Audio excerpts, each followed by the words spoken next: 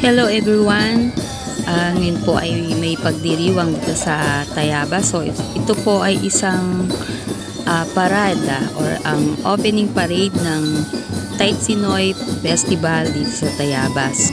So ito guys ay isang parada na naka-costume ang mga karamihan. So karamihan po dito ay mga bata na mga daycare, so sila po ay mga candidate or mga sumali para sa costume. So kung sino po yung mapipili na may pinakamagandang costume at pinakamagandang gayak dito sa parada na to, ang siyang mapipiling mananalo. So dahil sa kagustuhan ng karamihan na sila ay manalo, so marami po sa kanila ang umayak ng damit na pang Chinoy at mga pang Chinese na kasuotan, sila yung mananalo. So ayan, may mga baliskog din na nag-prepare.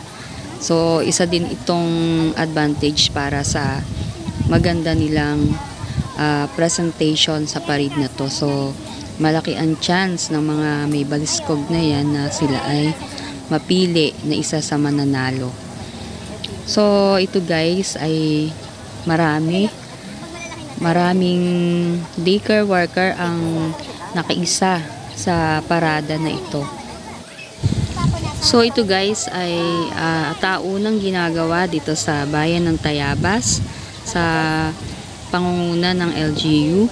So ito po ay ika-50th or 15 years nang ginagawa dito. So ito po ay pakikiisa sa mga New Year's celebration ng ating Taitsinoy dito sa ating bansa. Siguro guys ay nagtatanong kayo or nagtataka kayo kung paano pumipili ng mga candidate or kung sino yung pwedeng sumali sa pagandahan ng costume dito.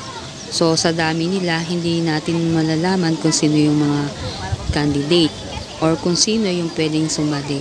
So dito guys, habang pumaparade ay merong mga tao na ang LGU na kumukuha kung sino yung kanilang isasali. So may mga numbers yang idinidikit sa kanilang damit. So pinupuntahan po sila, isa-isa inaabutan ng numero bilang kasali or bilang candidate sa Taitsinoy. Federation sa panguna ng LNP President Conrado Aragon. Palakpakan din po natin. Nandito rin po ang ating President Sir Herbert Perez. Palakpakan po natin. Lahat po. Ayan, so ito guys ay tapos na yung parade. So dito mag-aantay na lang na tawagin ang mga candidate kung sino yung mga nanalo sa pagandahan ng costume. So dito waiting na lang po sila kung sino yung mga tatawagin mananalo sa kanilang costume outfit. So ayan, kung makikita nyo, napaka-cute ng mga batang ito na sinuutan ng damit ng isang Chinese. And then itong place na to ay ginayakan para po dito idaos at dito ang maging puntahan ng mga tao para sa buwan ng Taitsinoy. And syempre, hindi rin po mawawala ang ating presentation ng ating Dragon Dance. So ito po ay isang karaniwan na ginagawa tuwing tauna ng Taitsinoy. So ito guys ay traditionally ginagawa nito every year dito. So karaniwan po sa mga may business, may mga negosyo ay nagpapadaan sa kanilang mga tindahan or sa kanilang business or madaanan ng dragon na ito kasi nga may kasabihan po ang mga Chinese na kapag pinuntahan ang mga negosyante ng dragon masaganang kita or masaganang income para sa kanilang negosyo. So yun po yung paniniwala ng karamihan ng mga Chinese.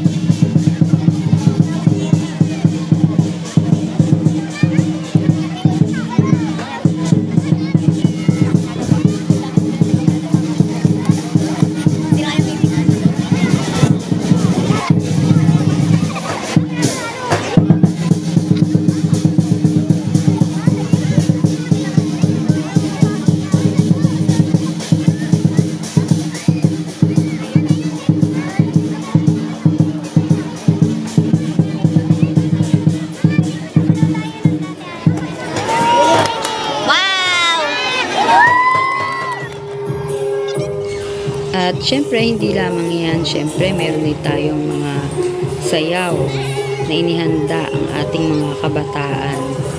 So, ito ay mga estudyante.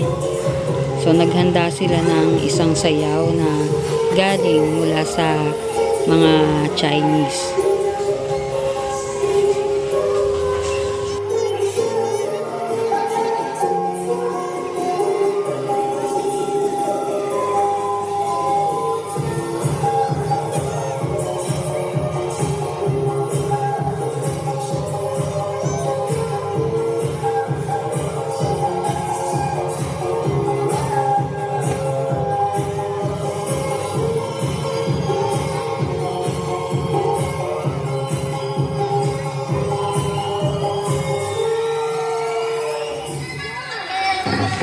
So, syempre, hindi lamang isa ang magpapakitang gilas. So, ito ay mga estudyante pa rin na nagpakita ng kanilang mga talent sa pagsayaw.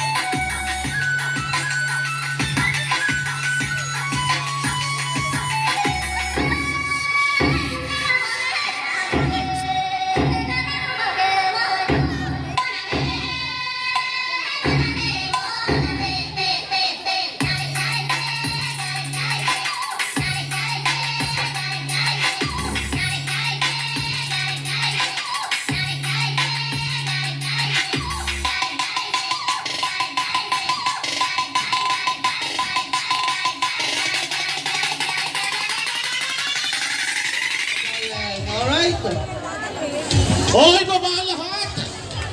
Isa pa nga ulit. Hep, hep! Hore! So, ayan guys. Thank you for watching. So, next. Bye-bye! Bye-bye!